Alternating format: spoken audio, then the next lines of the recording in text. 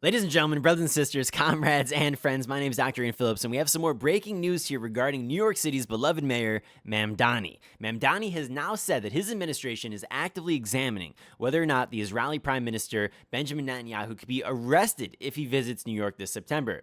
Yes, again, he's looking to arrest a sitting Israeli Prime Minister here if he visits New York for the United Nations General Assembly.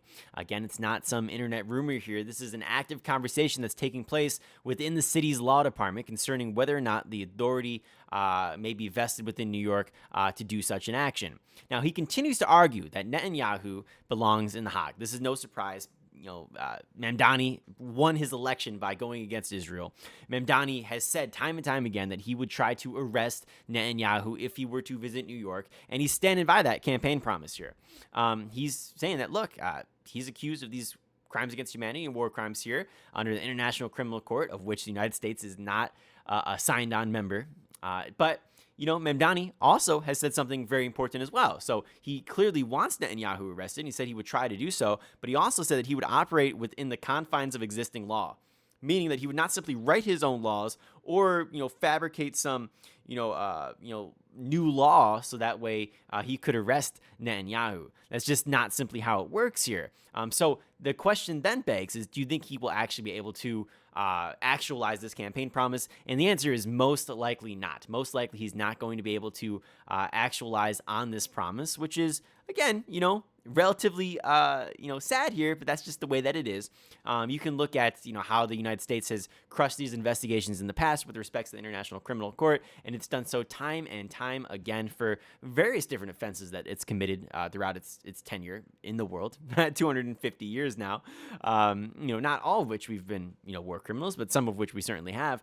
You can look at the leader of the United States has bombed 7 countries since he's taken office in his second term, and he's started 3 different proxy wars. And a lot of these are not defensive wars here. Like, oh, we got to defend ourselves. Like, no, these are like, I'm just gonna attack you just for fun, basically. I'm gonna break treaties just for fun. I'm gonna put on giant sanctions on your country just for fun. It's crazy, it's obscene, but that's what we're doing here, and we're supporting genocidal terroristic regimes over and over again.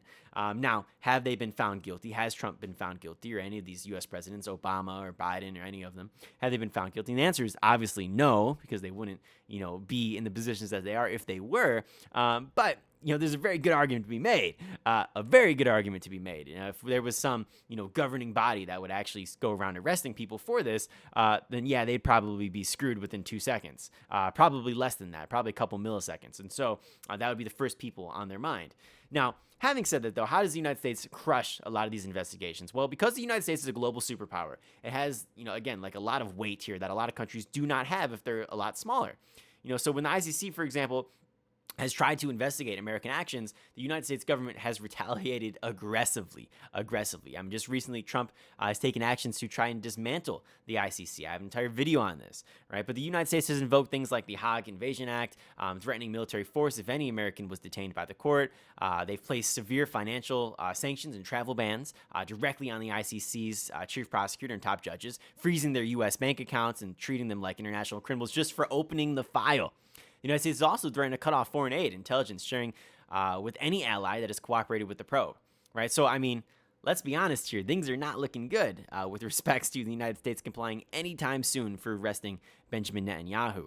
And, unfortunately, that means that a lot of this Israeli influence is going to persist within our government. You can look at like one of the last dying words in the last 4 months of Lindsey Graham's life was, "I'm not with you, I'm with Israel. I'm with Israel until my dying day," when in response to his constituents, right? Let's be honest about, who our politicians support here. Mamdani won office simply by saying that, yeah, I think I would actually probably rather help out the people in the 5 boroughs and to stay here as opposed to going to the Holy Land. And like people looked at him like he just kicked a puppy. It's crazy, it's ridiculous, but that's the world that we live in nowadays. Unfortunate as it is. And their influence is far as wide. Again, this is a country with free healthcare, whereas we don't have free healthcare, right, in the United States. But we give them billions of dollars, right, in order for them to continue fighting wars in places like Palestine and in places like Lebanon, committing horrible, horrible acts, all of which can be documented in 4K 60 FPS. So don't sit here and tell me that things are not happening. Very, very bad things are not happening.